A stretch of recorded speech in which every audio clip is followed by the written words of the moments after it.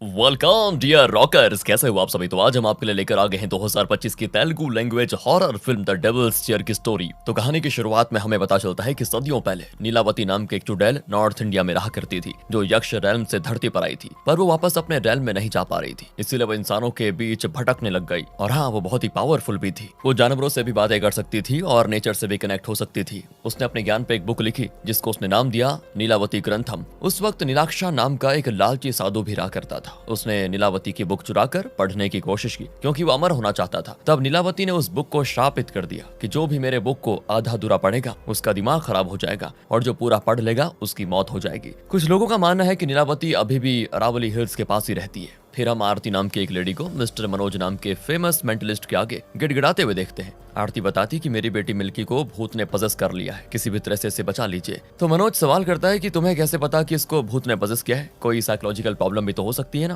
तो आरती कहती कभी कभी तो ये खाना पीना बिल्कुल बंद कर देती है और खूब हंसती है और कभी कभी खूब रोती है और कुछ भी कूड़ा कचरा खा लेती है। तो मनोज मिल्की को अपने पास बुलाता है, उसके सर पे अपना हाथ रखता है और फिर कहता है ठीक है बेटा, तुम अपने कमरे में जाओ। इसके बाद वो आरती से पूछता है कि कौन हो तुम। तभी आरती की आवाज बदलकर मर्दाना हो जाती है क्योंकि भूत ने मिल्की का शरीर छोड़कर अब आरती को पजेस कर लिया होता है और वो कहता है तुम्हारी मौत। फिर मनोज अपना कुछ सामान निकालता है जिसको देखते आरती को जिस लड़के की आत्मा ने पजेस किया है ना, वो कहता है कि कुछ महीने पहले जब मैं केशव राव की फैमिली को परेशान कर रहा था तो तुमने मुझे पनिश करके भगा दिया था और अब तुम यहाँ भी आ गए। तभी दोस्तों मनोज अपना हनुमान जी वाला यंत्र निकालकर मंत्र पढ़ना शुरू कर देता है जिससे वो आत्मा आरती और उसकी फैमिली की लाइफ से छू मंतर हो जाती है। और फिर यहाँ से जाते वक्त मनोज मिल्की को हनुमान जी की एक छोटी सी मूर्ति देते हुए कहता है कि इसको अपने घर में रखना, ये नेगेटिव एनर्जी से तुमको हिफाजत करेगी। इसके बाद मनोज जाता है प्रोफेसर माल्लू के फ्यूनरल पे, जिनकी मौत कैसे भी किसी को कुछ समझ नहीं आता। खैर मनोज उनकी वाइफ से कहता है कि प्रोफेसर माल्लू ने मुझे 9 दिन पहले कॉल किया था, वो मुझे कुछ बताना चाह रहे थे, इसीलिए उन्होंने मुझे अपने घर पे बुलाया था, पर उस वक्त मैं किसी कारणवश आ नहीं पाया।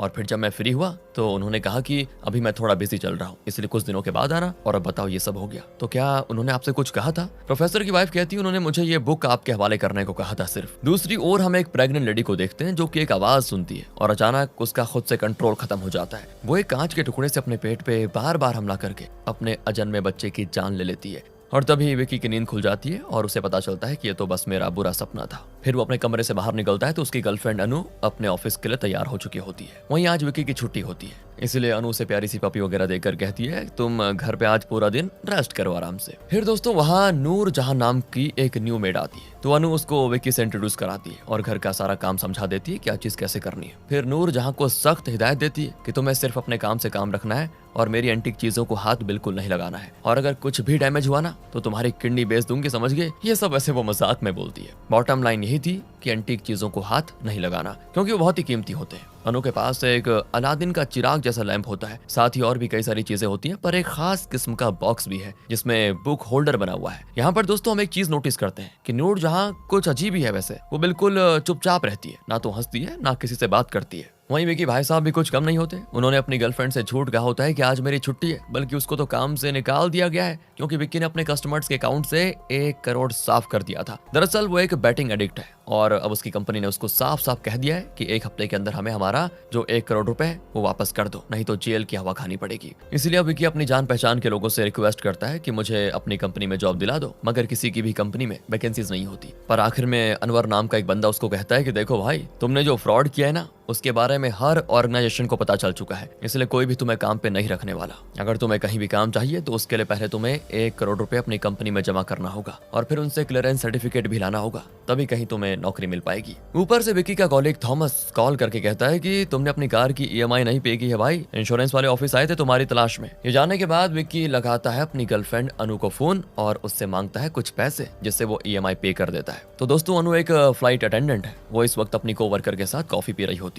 तभी वो एक आदमी को नोटिस करती है जो कि एयरपोर्ट से फॉलो करते करते कॉफी शॉप तक आ गया था उसे। थोड़ी देर तक घूरने के बाद वो अनु के पास आता है और कहता है मुझे पहचाना, मैं प्रजापति, स्कूल में तुम्हारा सीनियर हुआ करता था, एनुअल फंक्शन में हम दोनों साथ में डांस किया था, तुम्हें याद होगा। तब जाकर अनु को याद आता है कि अरे हाँ ये तो प्रजा है। फिर वो उसका थोड़ा हालचाल पूछती है तो वो अपनी बड़ाई करने लग जाता है कि मैं तो कनाडा में सक्सेसफुल बिजनेस कर रहा हूँ। वैसे तुम फ्लाइट में चिप्स वगैरह लेकर ये क्या कर रही थी, बेच रही थी क्या? अरे ये सब छोटे मोटे काम छोड़ो, मेरी कंपनी ज्वाइन कर लो, अच्छी सैलरी दूंगा, कनाडा में सेटल होने में तुम्हारी मदद भी करूंगा। और मैं तो यहाँ पर अपनी एक फ्रेंड की शादी के लिए आया हुआ था फिलहाल, इसीलिए ये रखो मेरा बिजनेस कार्ड और टच में रहना मेरे, चलता हूँ। इसके बाद अनु को विकी का फ्रेंड थॉमस मिल जाता है। वो बातों ही बातों में अनु को विकी की जॉब वाली बात भी बता देता है। लेकिन जब उसको ये समझ आता है ना कि अनु इसके बारे में कुछ नहीं जानती, तो वो जॉब से निकालने का रीजन उसे नहीं बताता, मतलब वो 1 करोड़ वाली बात नहीं बताता। इसलिए घर आकर विक्की को अनु कन्फ्रंट करती है, तो वो भी रीजन नहीं बता पाता, मतलब बताना ही नहीं चाहता। मगर फिर भी अनु उसे बताती है कि मैं तुमसे बहुत प्यार करती हूँ, पहली बात सुन लो, तो तुम्हें मुझसे कुछ भी छिपाने की जरूरत नहीं है, मैं तुम्हारे लिए कुछ भी कर सकती हूँ, तुम्हें पता है ना। दूसरी ओर मनोज को प्रोफेसर मालू की आत्मा के विजन्स आते हैं, जो कि काफी तकलीफ में लग रहे हैं। वैसे प्रोफेसर मतलब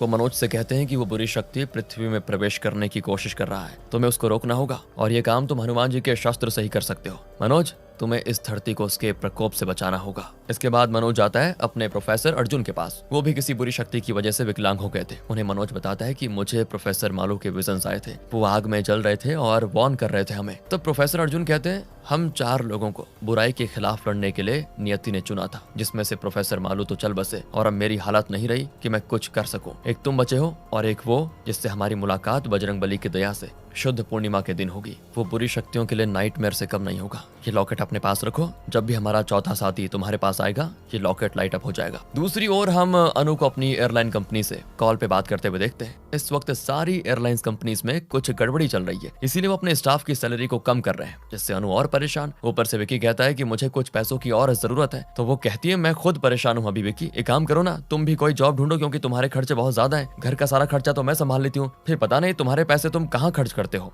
तभी इनके घर पे 2 बंदे आते हैं एक एंटीक चेयर के साथ, और अनु से कहते हैं कि आपने लकी ड्रॉ में ये एंटीक चेयर जीता है मैडम, इसीलिए करोड़ों की ये चेयर आपको सिर्फ 1 लाख में मिल रही है। अनु खुशी खुशी 1 लाख उसे ट्रांसफर कर देती है और वो चेयर अपने घर पे रखवा लेती है। मगर दिखने से मालूम हो रहा है कि वो चेयर सेटनिक है। ऊपर से विकी भी कहने लग जाता है कि अभी तो तुमने कहा कि तुम्हारे पास पैसे नहीं है और तुमने इस कबाड़ के लिए 1 लाख रुपए दे दिए, उनको बताओ। तो अनु कहती है एंटीक पीस कलेक्ट करना ये मेरी हॉबी है और ये मैं अपने पैसे से खरीदती हूँ, इसलिए मुझे नहीं लगता कि मुझे तुम्हें कोई एक्सप्लेनेशन देने की जरूरत भी है। इसके बाद वो नूर जहां को चेयर साफ करने को कहकर काम पे चली जाती है। फिर दोस्तों जब नूर जहां सारे एंटीक पीसेस को क्लीन कर रही होती है, तो उसका हाथ एक बॉक्स पे पड़ जाता है, जिसमें उसको एक लेडी के विजन्स आते हैं, जिसने खूब मोटे मोटे काजल वगैरह लगाए होते हैं और वो काफी डरावनी भी लगती है। तो वो उस चेयर की ओर इशारा करती है, और ये सेम डरावनी मोटी काजल वाली लेडी पहले भी विकी के सपने में आ चुकी है दोस्तों। फिलहाल जैसे नूर जहां उस चेयर की ओर देखती है, तो विकी नूर जहां को कॉफी बनाकर लाने के लिए कह देता है, जिससे वो होश में आ जाती है और कॉफी बनाकर विक्की को दे देती है। और हमेशा गुमसुम सी रहने वाली नूर जहां आज एक लंबा चौड़ा भाषण भी देती है कि हमारी नींद ही कभी कभी हमारी कमजोरी बन जाती है, वही हमारे विनाश का कारण बन जाती है। अच्छा, अब मेरा काम खत्म हुआ,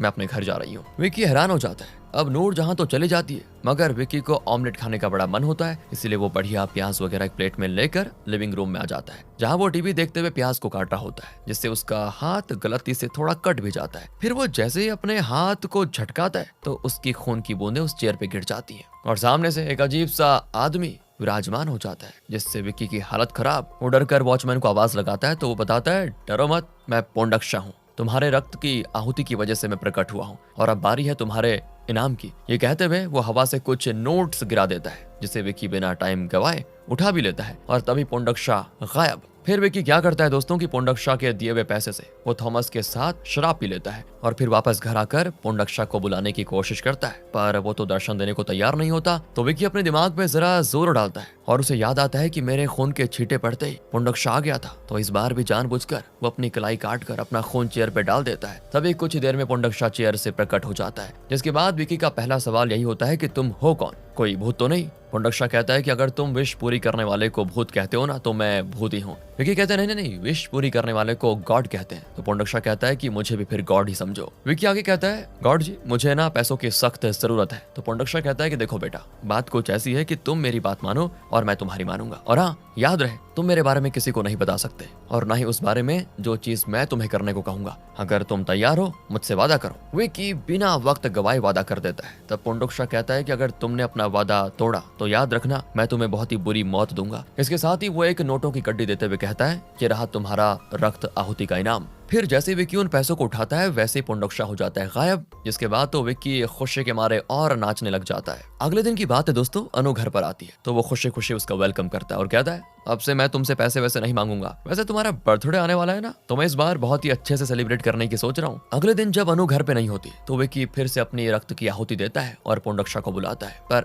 इस बार पोंडोक्षा सिर्फ रक्त की आहुति से खुश नहीं होता, वो एक मरी हुई बिल्ली की भेंट मांगता है विकी से। हम मरी हुई बिल्ली कहाँ से लेकर आए गए, तो इसीलिए विकी पहले एक जिंदा बिल्ली खरीदता है, फिर उसे जान से मारकर पोंडोक्षा को भेंट करता है। पता है दोस्तों, उसने ना बड़ी बेरहमी से बिल्ली को एक थैले में डालकर पत्थर से पटक पटक कर मार डाला। इससे खुश होकर पोंडोक्षा उसको एक और नोट की गड्डी देता है। फिर उन्हीं पैसों से वो अनु का बर्थडे सेलिब्रेट करता है और एक डायमंड रिंग उसे गिफ्ट करता है। अनु बड़ी खुश हो जाती है और दोनों के बीच जमकर रोमांस होता है। इसके बाद थॉमस कॉल करके विकी को काफी डांटता भी है और कहता है, अब तो काफी कम टाइम बचा है, तुम पैसे कब लौटा रहे हो? अगर तुमने टाइम पे पैसे नहीं लौटाए तो ये तुम्हें अरेस्ट करवाने के साथ ही मुझे भी जॉब से निकाल देंगे, क्योंकि मेरी सिफारिश पे तुम्हें जॉब पे रखा गया था। विकी कहता है, देख भाई, मैं कुछ करता हूँ बहुत जल्द। तो अब विकी अगली बार पोंडोक्षा को अपनी मुसीबत के बारे में बताते हुए कहता है कि मेरे साथ ये हो गया। पोंडोक्षा कहता है, आखिर गलती तो इंसानों से ही होती है ना, अगर तुमसे हुई तो कौन सी बड़ी गलती है। मगर दोस्तों, वो डायरेक्टली उसको 1 करोड़ देने के बजाय कहता है कि मैं तुम्हें कुछ पैसे दूंगा, उन पैसों से तुम्हें फिर से गैम्बलिंग करनी होगी और अपने खोए हुए पैसे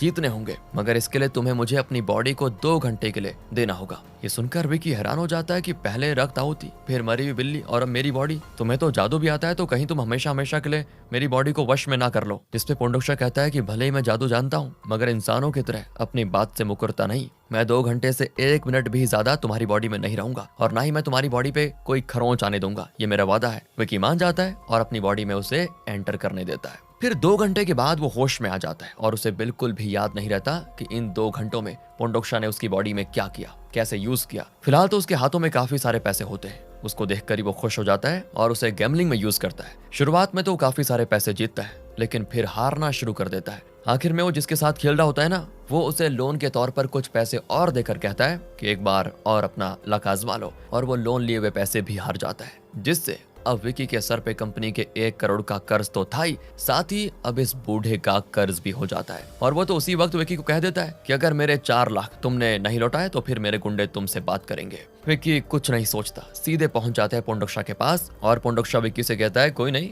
गैम्बलिंग तो लक की बात है, कभी लक अच्छा चलता है कभी खराब। तुम एक काम करो, मुझे 2 घंटे के लिए अपनी बॉडी यूज करने दो, फिर मैं तुम्हें कुछ और पैसे दे दूंगा। जिसके लिए विकी मान जाता है। अगले दिन विकी से मिलने मॉर्चुरी का एक स्टाफ आता है और कहता है, कल आप हमारे पास आए थे ना लाश खरीदने के लिए, मगर अटेंडर ने आपको नहीं दिया, पर साहब अगर आप मुझे कुछ पैसे दोगे तो मैं आपको लाश दे सकता हूँ। ये सुनकर विकी शॉक्ड हो जाता है कि ये सब क्या बक रहा है, मैं कब गया इसके पास लाश खरीदने के लिए। तब उसे क्लिक करता है कि अच्छा, पोंडोक्षा गया होगा मेरी बॉडी में। इसके बाद जाकर विकी गैम्बलर के 4 लाख उसे लौटा देता है। वहीं मनोज को समझ आ जाता है कि यही लड़का है हमारा चौथा साथी, क्योंकि लॉकेट लाइट अप हो रहा है। इसलिए वो जाकर विक्की से बात करता है और अपना इंट्रोडक्शन देते हुए अपना विजिटिंग कार्ड भी उसको दे देता है। फिर विक्की अपना फोन निकालता है, क्योंकि लास्ट टाइम जब उसने अपनी बॉडी पोंडोक्षा को दी थी तो उसने अपना फोन छिपा दिया था रिकॉर्डिंग ऑन करके। अब वो वीडियो में देखता है कि उसकी बॉडी में आने के बाद सबसे पहले पोंडोक्षा कुछ तो तंत्र मंत्र करता है, जिससे विक्की देखकर ही डर जाता है और फैसला करता है कि पोंडोक्षा को मैं दोबारा कभी नहीं दूंगा अपनी बॉडी और ना ही उसे बुलाऊंगा। लेकिन अब कंपनी के 1 करोड़ चुकाने के लिए सिर्फ 2 दिन का टाइम बचा होता है, जिससे विक्की काफी परेशान, काफी सोचता है वो, मगर कोई रास्ता तो नहीं दिखता।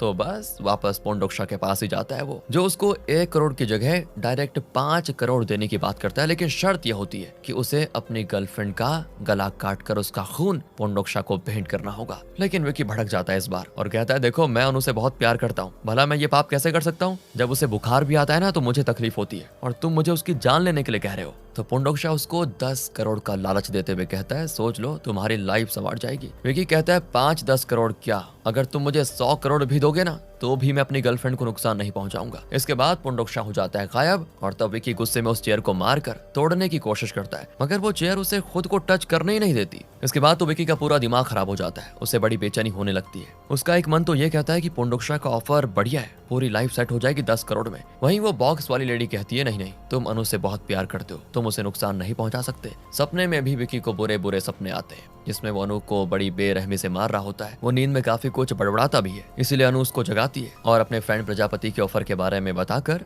उसके साथ डिनर पे जाती है। विक्की यहाँ भी काफी सोचता है कि मैं अपने मन में चल रहे हलचल को कैसे शांत करूं, और तभी उसे मेंटलिस्ट मनोज मनोज की याद आती है और वो विजिटिंग कार्ड पे दिए गए नंबर पे कॉल करके मनोज को अपने घर बुला लेता है, जहाँ मनोज उस शैतानी चेयर को देखते समझ जाता है कि सारी गड़बड़ इसी की वजह से हो रही है। इसीलिए वो हनुमान जी का मंत्र पढ़ते हुए उसे टच करता है। फिर भी उसे झटका महसूस होता है तो मनोज विकी को बताता है कि तुम्हारे रक्त की आहुति से ना ये और भी ज्यादा शक्तिशाली हो चुका है, हमें इसे जल्द से जल्द डिस्ट्रॉय करना होगा कैसे भी करके, वरना ये तबाही लेकर आ जाएगा। पर इसके लिए हमें एक मीडियम की जरूरत होगी। वो इस काम में नूर जहां की हेल्प लेता है। मनोज के कहने पे नूर उस चेयर को पकड़ती है और जोर जोर से प्रोफेसर मालू की तरह चिल्लाने लगती है कि मनोज मुझे बचाओ, ये मुझे आग में जला रहा है, मेरी आंखें निकाल रहा है, गड़ा शास्त्र का प्रयोग करो। वहीं पोंडोक्षा की आवाज में नूर जहां कहती है कि तुम्हें क्या लगता है कि तुम इसे बचा लोगे, तुम तो बिल्कुल गलत हो, मुझे जो करना है वो मैं करके ही रहूंगा। फिर नूर जहां हो जाती है बेहोश, पर मनोज कुछ देर के बाद उसे होश में लेकर आ जाता है और कहता है कि हमें पोंडोक्षा की शक्ति के सोर्स के बारे में पता करने के लिए इसका एक हिस्सा चाहिए होगा।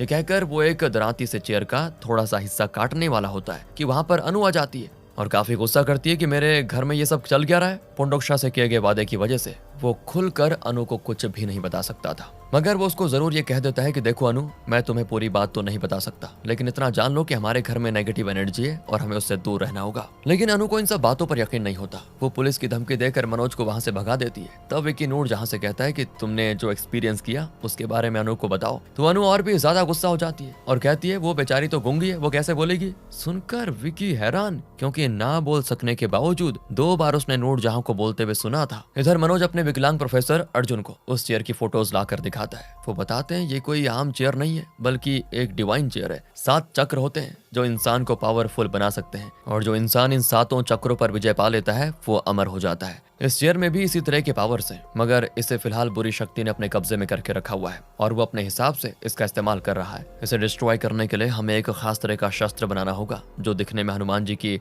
मुंह की तरह होगा, जिसमें वानर, नरसिम्हा, गरुड़, हिग्रीव और वराह की शक्ति होगी। तो तब मनोज कहता है कि मैं उस शस्त्र का निर्माण करूंगा। तब प्रोफेसर अर्जुन उसे वार्न करते हैं कि ये काम तुम्हें कल 3 बजे से पहले करना होगा, वरना वो बुरी शक्ति चेयर से मुक्त हो जाएगी और फिर तबाही का मंजर होगा। फिर क्या था दोस्तों, मनोज को प्रोफेसर मालू की वाइफ ने जो बुक दिया था उसी को पढ़कर मनोज वो शस्त्र का निर्माण करने लग जाता है। इस दौरान बुरी शक्तियां उसको रोकने की बहुत कोशिश करती हैं, पर वो नहीं रुकता। वो हथियार तो बना लेता है, मगर जब वो विक्की के घर जाने लगता है तो रास्ते में एक प्रभावी बुरी शक्ति उससे टकराती है, जिससे मनोज हो जाता है बेहोश और 2 दिन के बाद उसे हॉस्पिटल में होश आता है, जहां न्यूज से उसे पता चलता है कि विक्की नाम के एक शख्स ने खुद की जान दे दी, क्योंकि उसने अपनी कंपनी के क्लाइंट के साथ 1 करोड़ का घपला किया था, जिसे चुकाने में वो नाकामयाब रहा, इसीलिए उसने अपनी जान दे दी। ये जानने के बाद तो मनोज फौरन अपने हथियार को लेकर विक्की के घर पर जाता है, मगर वहां उसे वॉचमैन से पता चलता है कि विक्की की मौत के बाद अनु ये घर छोड़कर चली गई है। फिर भी मनोज उस घर में जाता है जहां अब पूरा घर खाली पड़ा है, पर जिस जगह पे वो डिमनिक चेयर रखी थी ना, वहां पे हाथ रखने के बाद मनोज को कुछ विजन्स आते हैं और वो जाता है अपने प्रोफेसर अर्जुन के पास। वहां वो उनको सारी बातें बताता है तो अर्जुन को बड़ा अफसोस होता है कि हम विक्की को नहीं बचा पाए। तब मनोज बताता है कि विक्की के विजन्स मैंने देखे, उसने खुद की जान नहीं दी बल्कि उसकी जान ली गई है। दरअसल जिस तरह विक्की उस पोंडोक्षा के चंगुल में फंसा था, ठीक उसी तरह अनु भी फंस गई थी, पर अनु को पैसे नहीं बल्कि गहनों का शौक था, इसीलिए उसने अपने रक्त अर्पित कर पोंडोक्षा से गहने मांगे। शुरू में तो उसने गहने बड़ी आसानी से दे दिए, मगर फिर पोंडोक्षा ने अनु के लालच का फायदा उठाकर एक जानवर की बलि ली और फिर उसने लालच दिया कनाडा में सेटल होने के साथ 5 करोड़ रुपए का। पर इसके लिए उसे अपनी जान से भी ज्यादा प्यारे इंसान की बलि देने को कहा जाता है, यानी विक्की की। अनु विक्की की तरह स्ट्रांग नहीं थी और पोंडोक्षा के बहकावे में आ जाती है और विक्की का गला काट कर उसका रक्त पोंडोक्षा को भेंट कर देती है। ये सारी बातें जानकर प्रोफेसर अर्जुन काफी हताश के साथ उस चेयर की फोटोज को देखते हैं और उन्हें कुछ याद आता है। वो एक प्राचीन किताब निकालते हैं और कहते हैं मनोज, तुम्हें पता है कि ये डिमनिक चेयर आखिर असल में है कहाँ से? तुम्हें इस चेयर के ओनर के बारे में पता भी है? क्या तुम जानते हो कि 50 साल पहले क्या हुआ था? क्या तुम्हें पता है ये बॉक्स कितनी खतरनाक है? क्या तुम्हें पता है असल में पोंडोक्षा है कौन? इसके बाद वो नीलावती कहते हैं और इसी के साथ उनको तेज खांसी आने लगती है और यहीं पर हो जाती है प्रोफेसर अर्जुन की मौत। और दोस्तों इसी के साथ ये फिल्म भी यहीं पे खत्म हो जाती है। प्रोफेसर अर्जुन ने जो सवाल पूछे थे उनका राज निकलेगा सेकंड पार्ट में। तब तक आप बताइए आपको ये स्टोरी कैसे लगी? बढ़िया लगी हो तो लाइक करें, चैनल को सब्सक्राइब, ध्यान रखेगा अपना। Thanks for watching.